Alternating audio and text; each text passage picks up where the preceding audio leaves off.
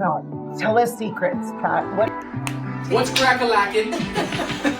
Our interview with Per Arne in Larvik, Norway, and after. All right, so now we have to talk to the heat of the sun. Okay, Oh, it's on? If you abuse it, I'm just going to block your name. Right, yes. Right. That's And all. I said your name. You always let me Kandi, say your name. I'm I sorry. do. No, it's I fine. just usually don't do No. that.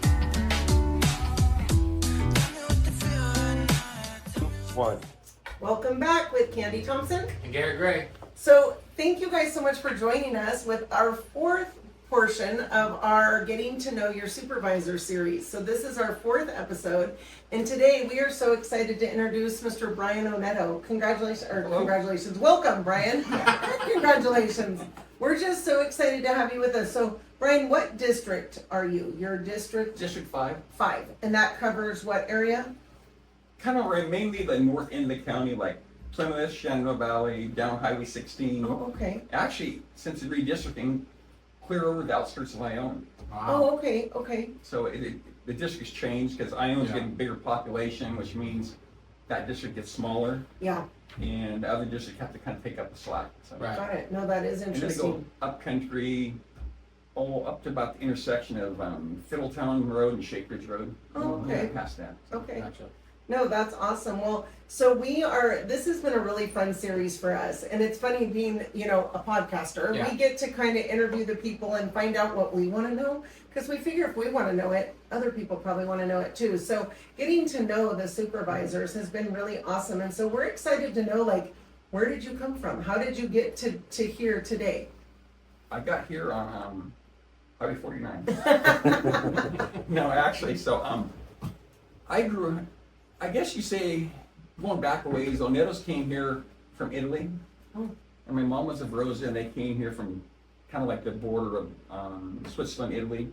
They settled up the road. Oneto's did halfway between Pines Grove and Jackson. Oh, okay. The old house is still there. It's kind of like a wooden house, 2-story, like a cheddar box type house. That's A awesome. little brick house next to it. And they built the brick house out of, I guess, the clay and sand from right there. They built the bricks. And Wow. stuff. It said 1898, the little thing. They came in the 1860s. So I grew up between Ione and Jackson. Parents ran cattle.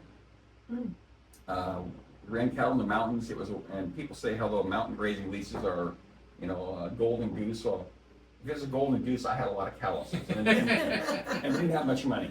And so we ran cattle in the mountains. And like maybe as a kid, I went to school at Jackson Elementary. And some of my parents were running cattle. So I'd get out of school and no mom and dad. So I'd go across the street and I befriended the old ladies there. They were really nice. And they liked me. So they let me go through the museum. I liked going through the museum. It was fun. Yeah. And my parents hadn't showed up then. I'd go down to the library. And I told a lot of people this, encyclopedias they're kind of fun reading. So I read encyclopedias and books at the library. And the ladies there treated me nice. And if mom and dad hadn't came down the mountains and working cattle, Yeah. I'd either go to Nunes's house or over to the Cunio's house. Okay. And my parents would pick me up there. And speaking about running cattle in the mountains, kind of interesting story, just to get the background on me. Yeah. I remember history and how things have changed. Mm-hmm. My dad had a problem. He had my mom, he had dogs, kids, cows, horses, and how do you get them all in one vehicle? You didn't have the extra cab like you have today. Oh, right. Oh, yeah. So you can put the dogs and horses together and maybe kids in back. Right. Well, back in the day, too. Yeah. That might work. Yeah. But cows in a mix, especially with dogs and kids, it was not a good mix. So my dad went and got one of those big fruit boxes, almost about as big as this table. And it's kind of like a mid-range truck, not a full-size diesel, but not a pickup, but Yeah. mid-range. He built a little metal rack and he put that box up on top of the cab. And guess where us kids and the dogs rode? On top of the cow. You're kidding No me. way. That's funny. Do you have pictures of that? I wish. I'd give money a picture. My Yeah. brother and I talked to me, I wish I had a picture of it. And so we ride up and down Highway 88. I remember the first time we did it. So the logger trucks are like, hey, honk your horn, and these guys drive by and they almost wreck it. That's hilarious. And actually, it's probably some of the most fun times of my life. You're on top of the world, you're free. One time, mom or dad, I think his dad stopped by an oak tree, And your kids, what do? You take the pot, and you cut a hole in a water jug, put acorns in it, and we threw them at camper trailers. We threw them at signs. And Mom was no dummy, so it didn't take her long. Pretty soon we got and Mom was like, the enforcer, right? Okay. Yeah, they say, oh, they're young, they're innocent, they didn't know what they're doing. Mom That's would say, hilarious. like hell, they didn't know him. So, Dad never spanked me that much. Wow. But Mom made up for it. Oh, there you go. Yeah. And she wasn't Mom mean. had to, because Dad didn't say. And she wasn't mean, but she took care of business. Yeah.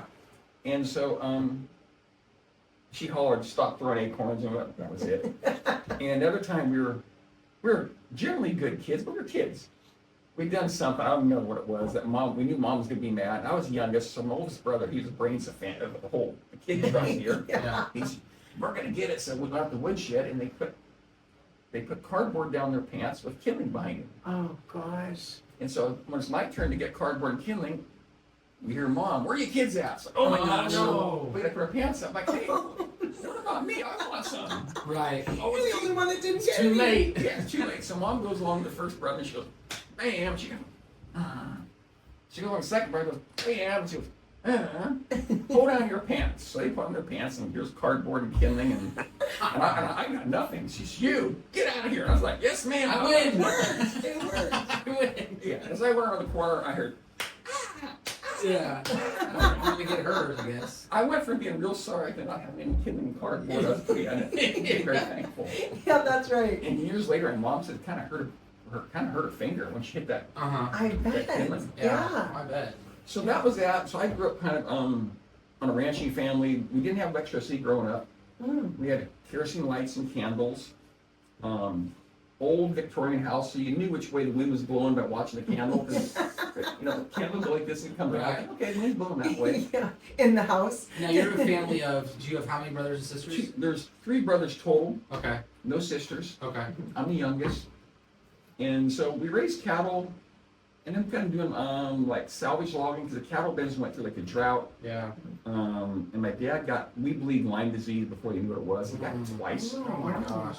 And one time he said, tick bit me and made me sick. I'm like, I heard that, Dad. And he went to the VA hospital and they gave him like cortisone shots and this and that. Yeah. And finally, one day he told my mom, he said, get me the hell out of here. So I'm gonna die. So I want to die at home. Yeah. Oh my They're gosh. killing me here. So he did everything but die. And my dad was a very active guy. Walked a lot, rode a horse a lot.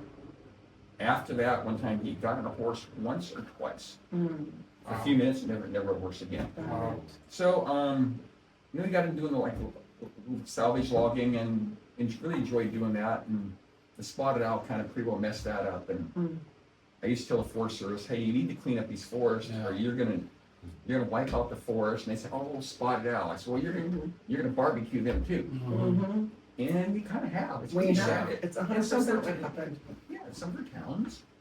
So that was kind of my younger life. Yeah. And then I got into tree service probably about slowly along the way, and I do a lot of tree work now too. Oh, that's Okay. so cool. I love that. Yeah, I know you and I were talking recently. We thought it was interesting that we have 2 logging guys on as supervisors. Yeah. Because we just interviewed Logan the other day. Well, I'll tell you one thing about the logging / tree service. If you're not paying attention and you're not a realist, you're gonna either get hurt really bad or mess some stuff up. So Yeah. you got to operate in the real world. Mm. Oh, I think that might. No, you got to make sure you're. Yeah. It's a dead bang. Yeah. Otherwise, you're in the newspaper, local Right. tree service, crashes telephone or power line or Yeah. kills somebody, God forbid, or takes out a house or something. Right. Yeah. So, Brian, how did you get? Is the supervisor your first political role? Were you involved in anything on your way up? No, and actually, quite honestly, Kandi, they kind of made fun of me when I ran. I heard some people saying he's never even been a dog catcher. What's he know about politics? And I kind of said, I grew up here. I know a lot of people. Yeah. I've always treated people right. I know a lot of people, different walks of life, and I got good judgment. Right. Yeah, that's great. And you've been a supervisor for how long now? About 18 and a half years. Yeah. Congratulations. Remember when I said this is Brian Oneto, congratulations? That's what that was for. That's So, amazing. Out of all the district supervisors, are you the longest running one? Like you've been there 18 years. Has anybody been there I would longer be than now, you? yeah. Okay. Nice. Yeah, that's amazing. And so, okay, so this is fun because you know, talking to Dan and Logan, they're brand new, so like they're like, these are the funnest things they've worked on, or like the things they're most proud of, but it's been a small period of time so far, and even Pat Crew, he's been on it for a little while, but not even close to what you've been on it. So Yeah. what would you say is your favorite thing that you've accomplished as being a supervisor, or It's kind of almost a tie. I'd say probably the most important one would be know the marijuana. Oh, yeah. It's, you know, Calaveras is still, they've kind of got away from it somewhat, but they still have issues from it. Right. I would say, and we said, hey, if you want to use it on a personal basis, we get it. Yeah. I think there may be some medicinal qualities to it. Yeah. Some people want to use it like that, but we don't want to bring in that commercialization and what comes with it, Right. and Yeah. and the dead bodies and stuff Yeah, like that. yeah. And not always people in the business. Sometimes you have innocence. Hey, what's my next door neighbor doing? Remember that? Right. Yeah. That deputy responded out there in El Dorado. That's right. Yeah. Ishmael, I think it was, killed him. Wow. You know, we don't want that. Yeah. No, that is true. And being in real estate and property management world, we have experienced what that's done to Amador County too. And it is, it's crazy. During the time that they actually made it legal, we would literally have people call up about rentals that we had available in Amador County, and they would only ask about the yard. They did not care about the house at all. It was so crazy. It was like it. So we did end up, you know, putting all of the applications through the narcotics division. We were able to work that out with the sheriff's department. Yeah. So as soon as we said to them, no problem, we just want to make sure that you're aware that we run all of the applications through the narcotics Yeah. division. Quick. Like, yeah, but it was crazy. So that is kind of nice that Amador County didn't have to go through that. I'd say, yeah, no, it is. And also, I think something else that was really, really good was when I first got elected, I'd get my rear chewed on once or twice a week. Your building department, they're a bunch of idiots. And I'd say, yeah. And they go, huh, what? You I agree? said, I said, because we tried to get them to work with people, treat people better, and I never did quite figure out why. Seemed like the harder we say, hey, work with people, the harder they resist. But now, there, a few years back, the building department got better. And rather than getting chewed on once or twice a week, people call me and say, we love your building department, it's great. I love that. And it's gotten better and better and better. And now people don't even call me anymore because they're used to a good building department. Yeah, That's good. That's right. So Well, that's, Larry is pretty awesome. Larry White, but he's a building inspector, right? Not for the He's from- county. he's from Not for the Jackson. county. Not for the county. he's Jackson. Got it. And so, So okay, ours I'm is with you. Todd Barr. Oh, okay. And he's the head of the building department. And Todd is, he likes to try to help people. His whole crew does. And say, hey, Awesome. if you've done something wrong, and say, you know what, here, let us help you. Right. Before it was like, you did something wrong, we got you. And not saying you can't ever hit somebody over the head, but try not to. Yeah. Let's see the way we make this work. Right. No, I That's love good. that. And you know, it's interesting that you say that because I actually have heard a difference in people's response to the building department. Like they actually, I mean, just within the last year, I've heard people say, yeah, that was a really pleasant experience, or it was really easy to work with Amador County. And I thought, I didn't know that if there had been a transition or what had happened, but it had been a long time since I'd heard that about the building department. So that was awesome. If you want to go in details, I can tell you one specific example if you'd like. Yeah. So what it was, the builders wanted to use LED fixtures. They're the most efficient, is what Yeah. people wanted. And the California Energy Commission, all their wisdom, said, well, you can't use LED fixtures because LED fixtures will also take an incandescent bulb, which is least efficient. So they mandated that you must use CFLs. And after a while, after looking stupid for a while, they finally said, hey, tell you, Uncle, here's a memo. We will accept LED fixtures. Memo says okay until we change the code book. It's okay. So a head of our building department who was trying went to some of our different staff and said, hey, we will accept LED fixtures, see the memo. Staff never said a word. So we told all of the community builders and the homeowners, hey, we'll accept LED fixtures and all. And the people were happy. So fast forward, I don't know, a few weeks or a month or two later, our inspectors go out and they red tag houses. Oh no. You have LED fixtures not allowed. So my phone starts ringing, and it was not pleasant what people were saying about me and the building department. Right. And I was pretty fried, and the head of the building department was pretty fried. He said, hey, you guys, we told you we'll accept these. You saw the memo. 1 week, go home, no pay. You got vacation. They went to the union and said, look at the code book. Not allowed. We're going with the code book. And the unions kind of said, hey, we think it's kind of hanky, but we got to back them up. And, the code book says it's not allowed. So we had to reinstate them and give them back pay. And that was kind of a bitter pill. Yeah. Oh, I bet it was. So, and a lot of times the public doesn't know what's going on. They just see, why aren't you doing Yeah. something, Kandi? Right, Well, right. you're doing all you can do. Right. Yeah, that's And right. another kind of issues is roads. We're trying to get there. Yeah, Roads is a tough deal. I told somebody if I and a bunch of supervisors previous to me done everything right, we'd still have a road problem. Right. And I'm not saying I did everything right. It'd be gargantuan. Right now it's gargantuan. It'd still be huge. yeah, There's not enough money for roads. I've been a little bit of scrap with the sheriff and DA. I want some other money for roads, so they don't like me right now.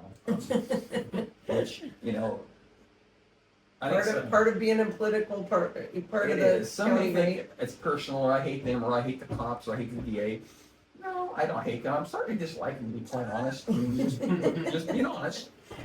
Because, you hate me, or you hate law enforcement. No, I want some money for roads too. Yeah.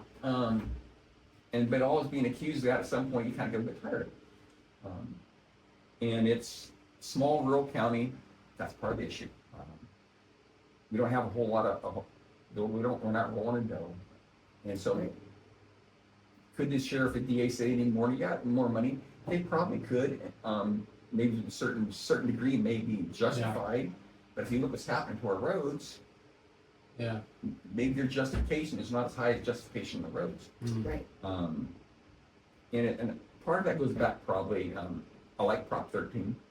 I think it was needed. People are getting hammered. But if you look what the tax rate was back then, it went towards the county. It was like 4 or 5%. Right. Now it's about 2.5%. Mhm. That's a big amount of money. right, And it's I think public safety's taking a big chunk of the budget. I think they need to back off some of that a little bit. I know they're not going to want to. They've already said they don't want to. right. But it's we got a road problem, and even if the public safety backs off and we put more money towards roads, it's still not enough. Yeah. And what's happened to road asphalt's gone up. Used to be asphalt used to be pretty cheap, Right. Yeah, everything is gone up. and now there's more nations. More nations get industrialized. More nations want that oil. Whereas before, a lot of nations, there's a big demand for it now. Mhm. Oh, for sure. So you got a food fight over petroleum products. Yeah. Right. So, Brian, you're currently on anything you're working on right now that you think would be exciting, or I mean, of course, roads are a constant. I feel like that's the never-ending battle, right? Yeah. No matter what community you're in. Yeah. I mean, you're always cars don't stop driving on them. You're always going to have a road That's issue. the biggest one. Yeah. Is the roads. Okay. And I know Any secrets you can tell us? Nothing. well, I mean, it's not a secret. You probably know the lawsuit we have coming at us from sexual harassment, I did read about that. Yes. and it's something I'm real unhappy about. And I think maybe 6 months prior, probably about roughly 6 months prior to that, the DA, I'm just gonna just put it right out there. Yeah. The DA came in and said he needed more money to recruit and retain people, and there may be some validity to that.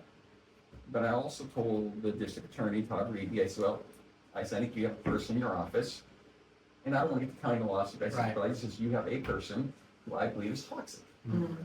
And I said, that person I believe has ran off some good employees, and some of these people shop talk, like whether it's Yeah. in tree service, logging, real estate, construction, Right. you kind of know who's doing what and where. Right. And when you have a person that I think is toxic, people say, do I want to go to work there? No, I don't think I Yeah. want to do that. It doesn't matter what the money is. Yeah. Yeah. Well, 6 months later, we have a lawsuit for sexual harassment. Mhm. I'm not happy about it at all. Yeah. So I talked to another supervisor, and I said, hey, not happy about this. He said, yeah, he has some concerns too. I said, we probably ought to meet Todd Reeby and talking about it. So I called up Todd Reeby, the district attorney, and say, I'd like to meet with you. And Todd was like, I don't remember exactly what he said, but basically like, you've attacked me or you don't support me, yada, yada, yada. I don't want to meet with you. Which to me is kind of like, wow. I can understand Todd saying, I don't like you. Fine. Yeah. I can understand him saying, you don't support me like I think you should. Fine. But for the DA to say, I won't meet with you, that's not fine in my book. I think I'm doing my job. I think he needs to do his job. And maybe if he feels he doesn't want to meet with me, maybe he feels it's a waste of time. Maybe. Yeah. If I was him and you called me, even if I'm not happy with you, I'd still say, okay, I'll meet with you.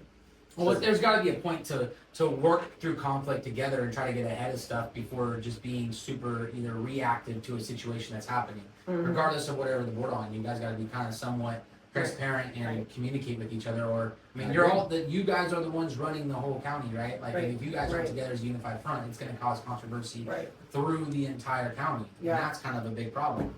It is a problem. Brian, what's the supervisor's role in something like that? So a lawsuit gets slapped on the county for something at the DA's office. What role does the supervisor play in that? Well, the DA is an elected position. Okay. They run their office as they see fit. The supervisor elected position, we take care of the county's finances. Right. So if we're getting lawsuits from a particular elected official's department, the county's paying that cost. Oh, got it. Okay. And that's part of my concern. I'm saying, hey, I have a concern here. Right. It's all we do is budgets. That's and we set out budgets for departments and they spend their budgets as they see fit. Sometimes we can say, hey, we have some heartache over that. And if they won't maybe talk to us about it, maybe next year's budget we'll say we're not going to work quite as willingly with you. Yeah. Right. So that's really what authority or role we have. It's budgets. And so in communicating with the DA, you were hoping to come to some kind of a resolve or kind of mitigate that a little bit to help with the financial side of it? That and what's going on, we have a lawsuit coming at us and I'm not real happy about that. Right. Well, it's all funds that you guys are, had probably allocated for something else that was going to benefit, and now you have to transition the whole entire ordeal. It's just, who knows where the lawsuit will go? That's true. It's I've read it. It's pretty short and sweet. I'll just leave it at that. Yeah, that's fine. Details. But something I'm not happy about. Yeah. Sometimes there's things you can't avoid, and sometimes there's things that happen and you kind of go, That's right. Well, and unfortunately, in a small community, it spreads like wildfire also, right? So that's, everybody. Everything and anything, right? Yeah. I had a grandmother years ago. She was older, and her friends, they would communicate. And I had a uncle was sheriff. And about twice a year, she'd get a good scoop on. She'd call him up. His name is Babe Martin. Babe, I think the jewelry store has been robbed and this, that. Oh, no. Oh, I think you better check, Babe. So he'd call his office. Oh, yeah, we're just going to call you, boss. And he was a salesman. And he would just go nuts. He didn't want his blank mother watch telling him this and that. So, and it's not quite as tight, but it's still. Yeah. No, you're right. You're absolutely right. It is. You gotta. A lot of people know what's going on before we ever do. So that's what we like to do is in our podcast. We just like to bring a voice to what's happening in the community because otherwise, pretty much it's in print. You have the radio, but as far as some kind of like a podcast platform, that's really what we're here for. We like to be able to talk about what's going on. Well, one thing I see too. I think people are being squeezed right now financially. What's happening? You look at the price of goods; they're going up like this. And wages almost pretty much across the board are they're going up like this. And just being quite blunt about it, in the past, some of these county employees that come in, they'd be mad and wanting to raise them. Kind of like, hey, have you ever been to the private sector and look what the private sector pays versus the the county and you got retirement, and you got med, and you got Right, right. benefits, and you're all pays this. I have a little more sympathy right now for county employees and the general public because the cost of stuff is Yeah. going up like this. Yeah. They're not, it's not Right, even out. right, yeah. Yeah, it's a problem. It's a big problem. It Yeah. is. I think it's a statewide problem.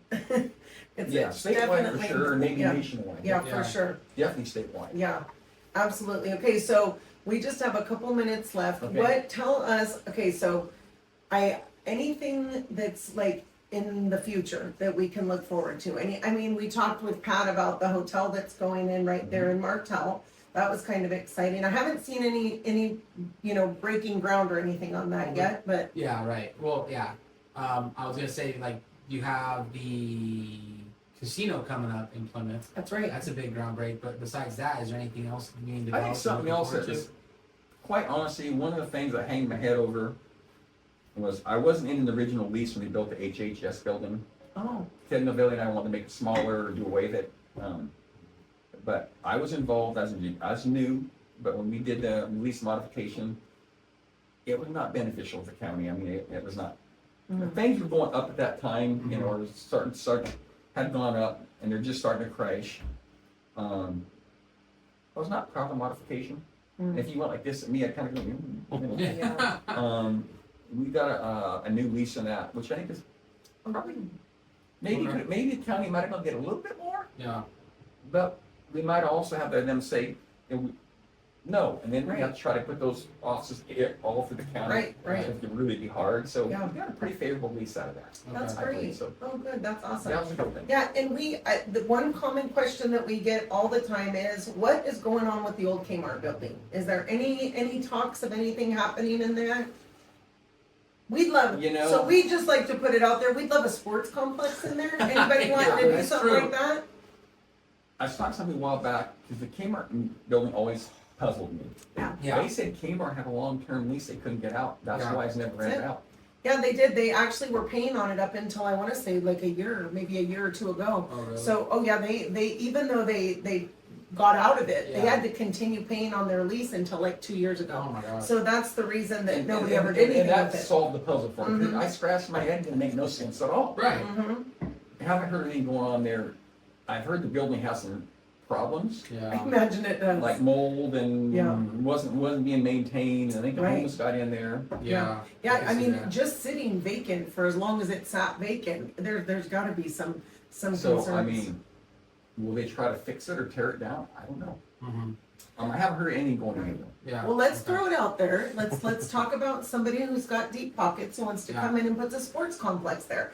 Huge need for it in Amador County. I mean, I would love to do it. We're gonna look into it. Adam and I are Let's gonna go. look into it. We're looking into it. But it would be very, very awesome. And so, You and get it- some pushback, I think. yeah. Yeah. I think that, no matter what goes in there, I mean, to be honest, I've even said a storage facility in I there would think be that's the super best, cool. but Indoor You're right, storage though. in The there. kids need Yeah, something out yeah. here, so. They do. Well, we are so grateful to have had you sit down with us. Thank Yeah. you.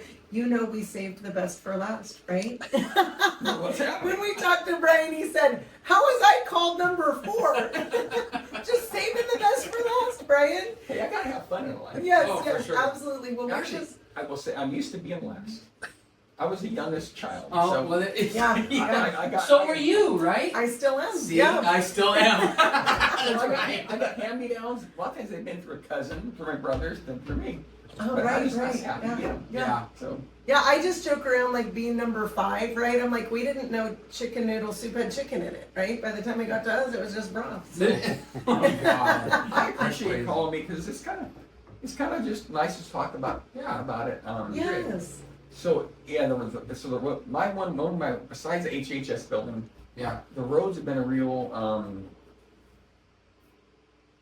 cold bucket of ice. Mhm. Right, right. Because hey, I like to fix roads, and you get in there, you find out okay, so there's a lot of money Mhm. goes from the federal government, especially the state, directly to social services.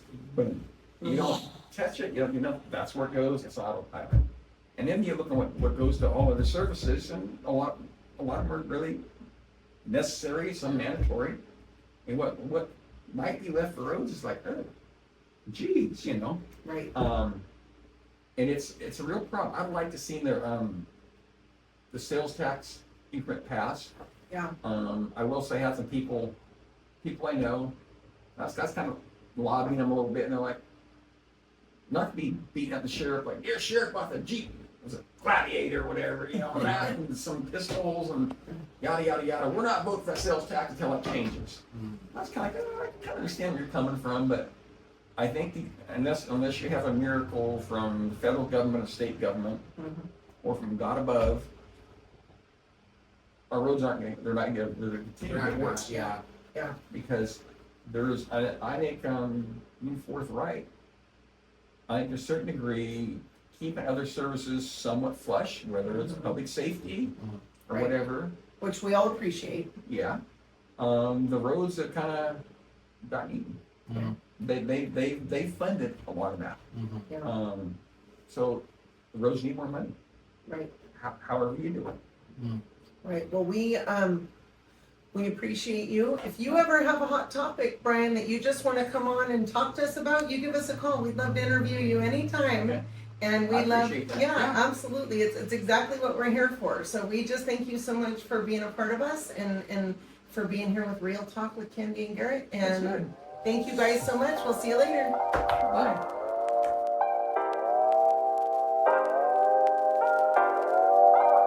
Provided in this podcast is for general informational purposes only. All opinions expressed are those of the host and guest and do not reflect the official stance of Berkshire Hathaway Home Services or Berkshire Hathaway Home Services Divine Properties or any affiliated entities.